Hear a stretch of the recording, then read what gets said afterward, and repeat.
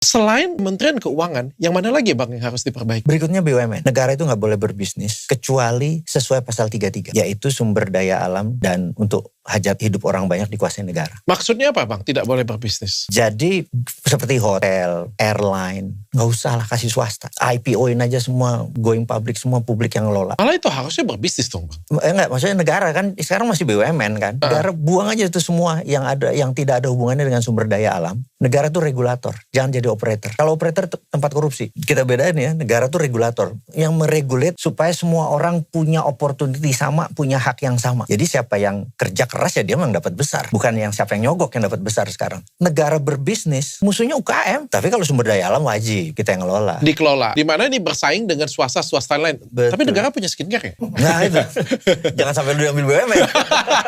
Jadi saya setuju Kementerian BUMN itu dibubarkan. Karena sudah ada Danantara yang mengelola. Ini true story. Suatu hari di 2019, 2018 saya buat video tentang Sovereign Wealth Fund. Bahwa Saudi Arabia punya visi Saudi 2030.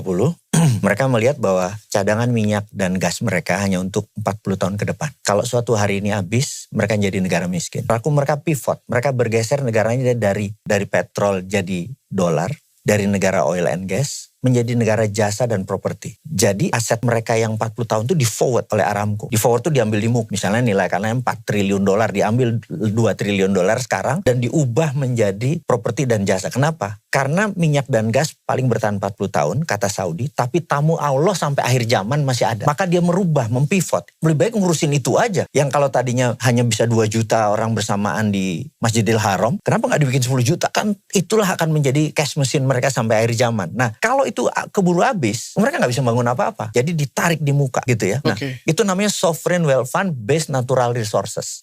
Mereka karena lihat BUMN kita besar, negara lain nggak BUMN nggak segini banyak. Iya kan? Oh negara lain nggak? Tidak sebanyak kita? Amerika mana ada BUMN? Kita ini agak aneh nih bernegaranya. Makanya ada 800 lebih BUMN itu, bener nggak?